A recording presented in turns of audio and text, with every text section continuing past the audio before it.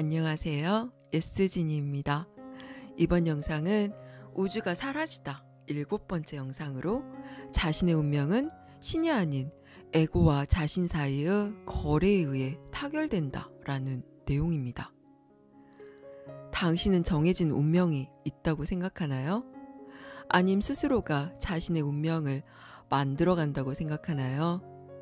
이 책에서는 우리는 닫힌 시스템 속에서 여러 열린 시나리오를 가지고 있다고 말을 합니다.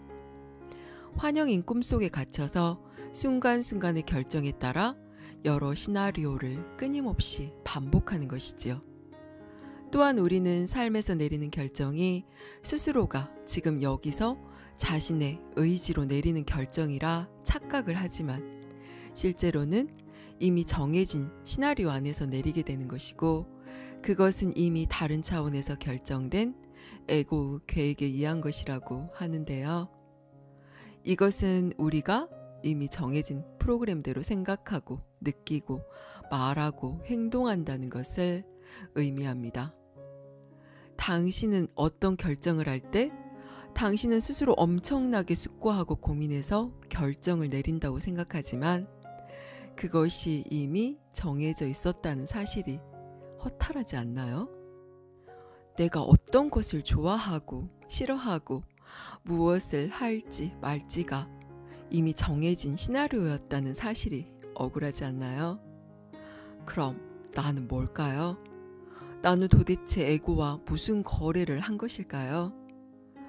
그럼 어떻게 하면 환영에 불과한 이 닫힌 시스템에서 나올 수 있는 걸까요? 우주가 사라지다가 말해주는 이야기를 들어보겠습니다. 퍼사, 간단한 이로써 남아메리카를 날아다니는 제비 같은 작은 새가 어떻게 해마다 비슷한 시기만 되면 갑자기 캘리포니아까지 수천 마일을 날아갈 수 있다고 생각하나요? 게리, 어떤 사람들은 그것이 신의 섭리라고 생각할 테고 어떤 사람들은 본능이나 자연의 섭리와 같은 표현을 쓰겠지요. 하지만 당신은 새가 원격 조종을 당하고 있다고 말하고 있는 거죠. 퍼사, 어떤 의미에선 그래요. 그리고 당신도 그래요. 여기서 원격이란 말은 상대적인 뜻이라는 것을 유념하세요. 우리는 사실 마음의 완전히 다른 차원, 비공간적인 것으로부터 오는 결정에 대해 이야기하고 있는 겁니다. 당신은 당신의 결정이 여기서 내려지고 있는 것으로 경험하지만 그건 사실이 아니에요. 새들이 그 작은 머리로 결정을 내리지 못하듯이 결정은 인간의 머리가 내리는 것이 아니랍니다. 우리가 당신들을 흡사 로봇과도 같다고 하는 것은 농담이 아닙니다. 그렇다고 해서 프로그래머가 다른 누구라는 것도 아닙니다. 다른 사람은 존재하지 않습니다. 우리는 자가 결정론을 말하고 있는 겁니다. 이 차원에서 당신의 운명은 신이 아닌 에고와 당신 사이의 거래에 의해 타결된 겁니다. 신은 거래 같은 것은 하지 않습니다.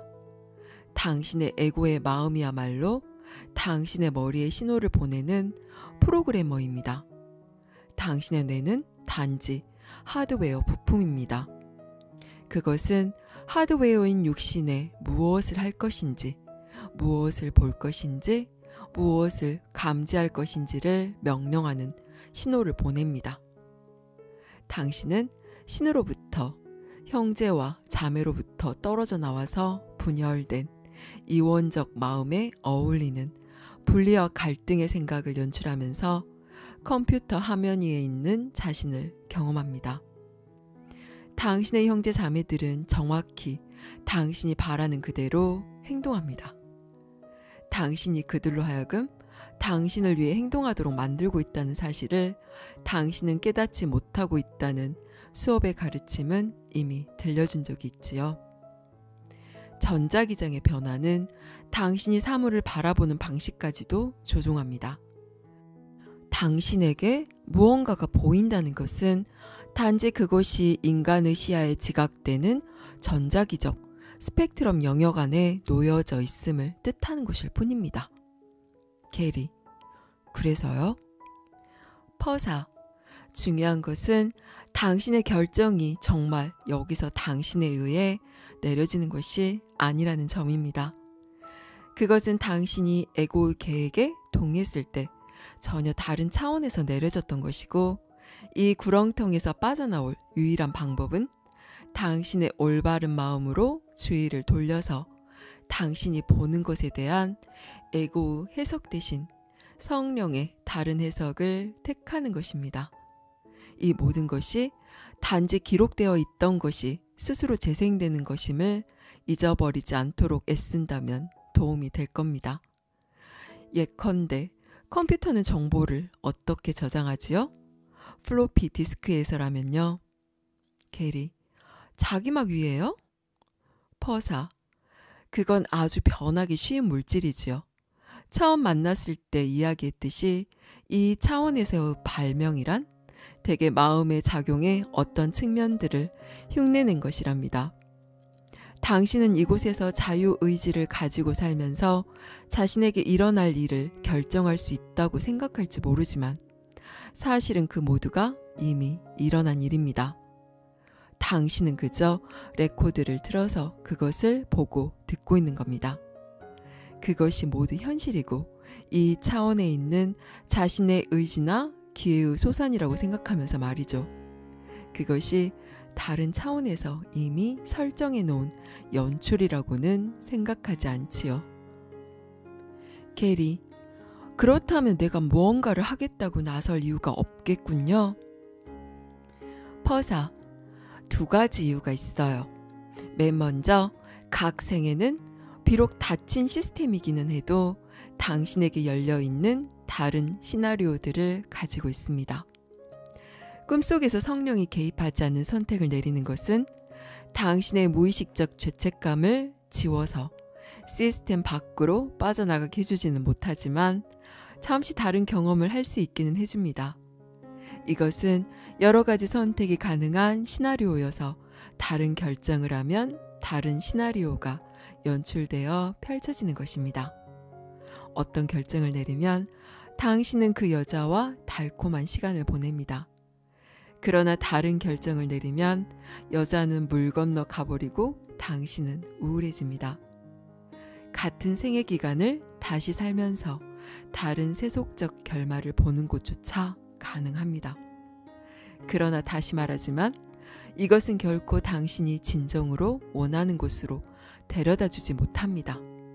그것은 당신을 그저 일시적인 행복을 붙잡으려고 애쓰면서 이곳에 갇혀있게끔 만들지요. 당신이 의사 결정에 개입해야 할 또 다른 이보다 훨씬 더 중요한 이유는 올바른 마음으로 돌아와서 에고 대신 성령을 선택하는 데 있습니다. 그것은 당신이 진정으로 원하는 곳으로 당신을 데려다 줄 것입니다. 꿈속에서 용서는 다른 이로운 점도 가지고 있습니다. 그중 어떤 것은 당신이 항상 알아차릴 만큼 분명하지는 않지만요. 예컨대 남편이 아내를 아니면 아내가 남편을 죽였다고 합시다. 둘 중 하나는 죽고 나머지 하나는 감옥에서 평생을 살거나 아니면 처형당합니다. 하지만 그들이 용서를 배우고 살인은 일어나지 않았다는 것을 깨닫는다면 어떻겠습니까? 그것이 이 차원의 일에도 변화를 가져올까요? 게리, 그러면 모든 것이 바뀌겠지요. 그리고 아마도 사람들은 그것을 알아차리지도 못할걸요? 퍼사, 맞아요. 이건 극단적인 예지만 용서가 형상의 차원에까지 변화를 가져올 수 있는 무수한 시나리오가 존재합니다. 그렇지만 사람들은 용서하지 않았을 때보다 용서하니까 얼마나 더 나아지는지를 잘 깨닫지도 못하지요. 이것이 성령에 대한 신뢰를 키워야 하는 이유입니다. 성령은 진정으로 당신에게 가장 좋은 것이 무엇인지를 알고 있습니다. 그러니 이 형상의 차원에서는 마음을 다스리는 것이 중요하지 않다고 생각하지 마세요.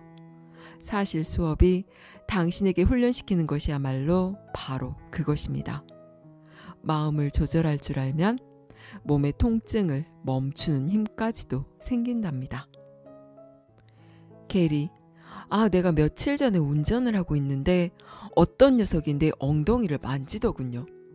그러니까 그가 내 차의 범퍼를 밀어붙이더라고요. 정말 신경질이 났어요. 난 아이들이 노는 동네에서는 빨리 달리고 싶지 않거든요. 그래서 이 녀석의 똥구멍에 손가락을 찔러 넣어주려고 하던 참에 수업 생각이 났어요. 그래서 난 아무 반응도 안 했고 그는 몇 블록 지난 후에 다른 방향으로 가버려서 그걸로 상황이 끝났어요. 나중에 난 이렇게 생각해 봤지요. 만일 내가 그에게 시비를 걸었고 그가 총을 가졌더라면 어떻게 됐을까? 그랬다면 난 노상에서 죽었을지도 모르지요. 아턴, 맞아요. 그 차에 탄 당신의 형제는 당신의 마음속에 들어있는 것의 상징이었음을 명심하세요. 물론 당신이 삶의 다른 영역에서 드러내는 참을성 없는 성질도 그의 참을성 없음으로 상중하되어 나타난 것이고요. 사업에서 참을성을 좀 더 발휘했다면 아마도 지금쯤은 더 부자가 되어 있으리라는 것을 당신도 이제는 알고 있지요. 당신과 당신의 형제가 참을성이 없는 것은 당신이 분리를 마치 현실처럼 만들어 놓고서 신을 이기기 위해서는 어딘가에 도달해서 자신의 옳음을 증명해 보여야만 한다고 생각하기 때문입니다. 그래서 당신은 자신에게서가 아니라 당신의 형제에게서 자신의 잘못과 죄책감을 발견했던 것입니다. 하지만 다행스럽게도 이 경우에는 당신이 올바른 결정을 내렸습니다. 마음의 차원에서나 형상의 차원에서나 모두요. 평화로운 마음 상태에서는 폭발적인 행동을 하더라도 그릇될 수가 없습니다. 생명을 위협하는 육체적인 공격 앞에서 자신을 방어해야 하는 상황이 아닌 한 말입니다. 그럴 경우엔 상대방의 엉덩이를 차줘도 괜찮지만 그보다 나은 방법은 빠져나갈 길을 찾는 것이겠지요.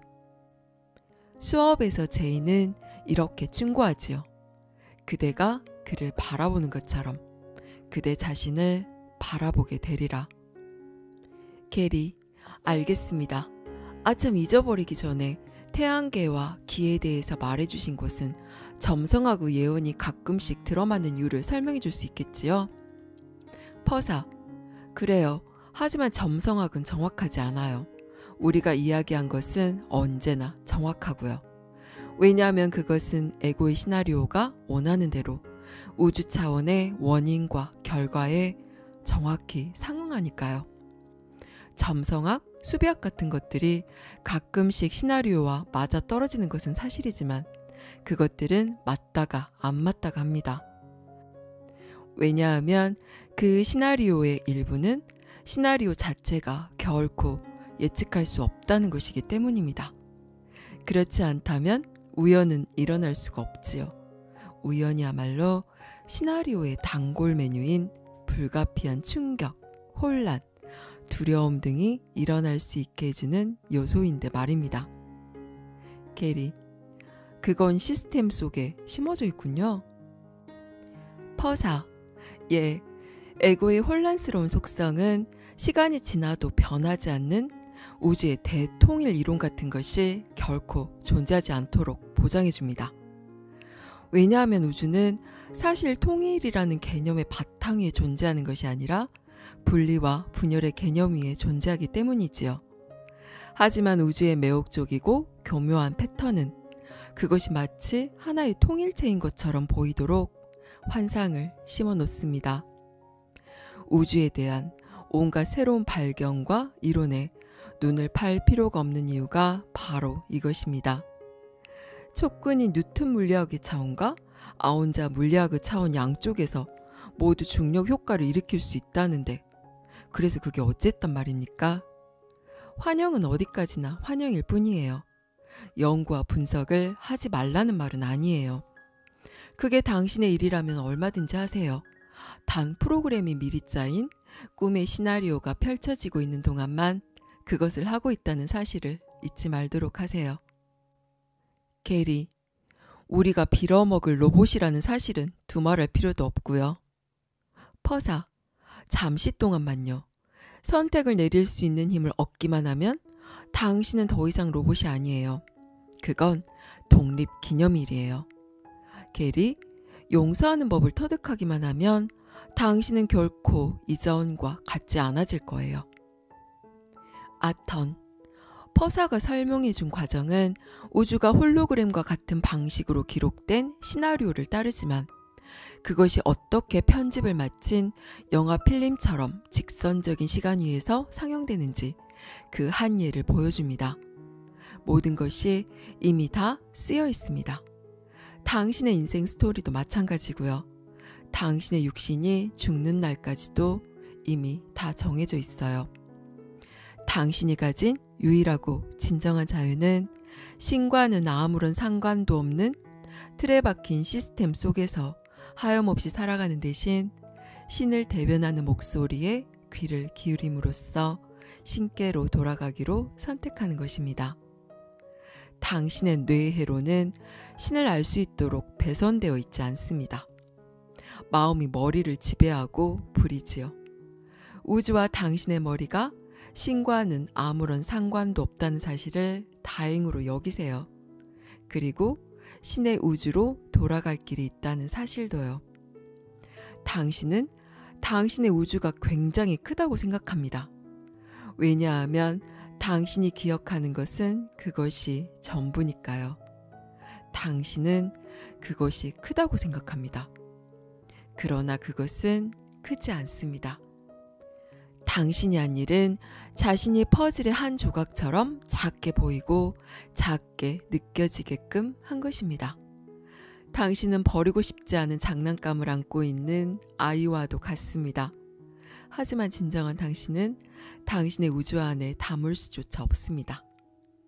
게리, 태엽 장난감 같은 이 우주, 이 개념을 과학적인 예를 들어서 설명해 줄 수 있나요? 퍼사, 일부는 가능하고 일부는 불가능해요. 생각을 측량할 수는 없어요. 자기장의 변화는 측량할 수 있지만 무엇이 뇌 안에서 정기적 변화를 발생시키는지를 보여줄 수는 없어요. 몸 안에서 일어나는 화학적 반응과 호르몬 반응을 기록할 수는 있지만 뇌가 무엇을 할 것인지에 대한 신호를 얻고 나면 모든 것은 결과일 뿐입니다. 당신은 몸이 독립적이라고 생각하도록 설정되어 있습니다. 하지만 수업은 머리말에서부터 이렇게 가르치지요. 육신은 대체로 자기 동기에 의해서 독립적으로 움직이는 것처럼 보인다.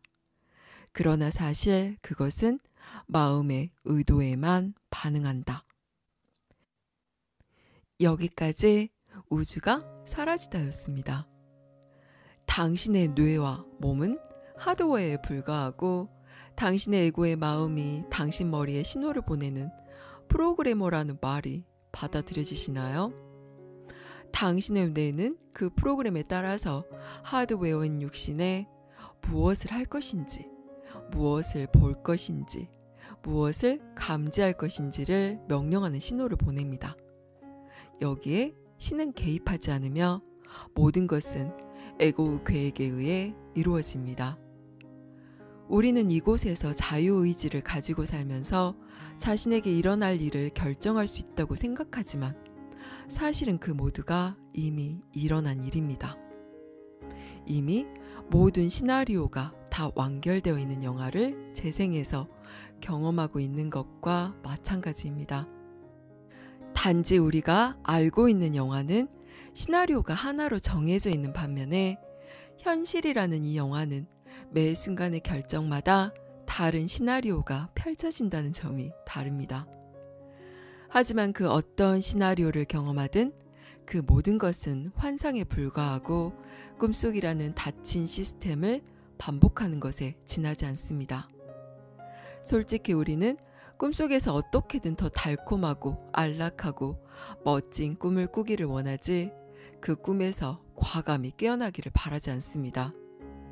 그렇게 잠든 채로 모든 것이 이미 기록되어 있던 것들을 스스로 재생하면서 울고 웃고 기뻐하고 고통스러워하는 것이지요. 신으로부터 분리되었다는 무의식적 죄책감을 끊임없이 세상에 투사하면서 고통과 행복의 윤회의 고리를 반복하며 그 안에 갇히게 되는 것입니다. 그럼 어떻게 하면 그 고리를 끊고 환영인 닫힌 시스템에서 빠져나올 수 있을까요?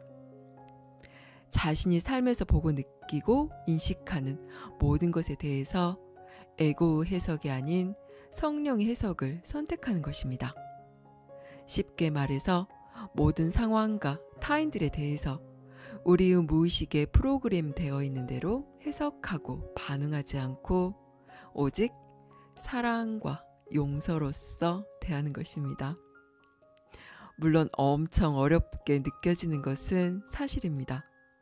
어떤 상황에서든 어떤 타인에게서든 심판하지 않고 있는 그대로 보고 받아들이고 사랑과 용서로 대한다는 것이 부처나 예수와 같은 성인의 경지에 올라야 한다는 말처럼 느껴져서 도저히 손에 닿을 것 같지 않는 일처럼 보입니다. 하지만 당신이 습관이 될 때까지 용서를 실천하다 보면 이 우주의 실상을 알게 되고, 그렇게 되면 삶이 당신에게 그 무엇을 안겨주든 당신은 웃으면서 그것을 넘겨버릴 수 있게 됩니다. 감사합니다. 사랑합니다.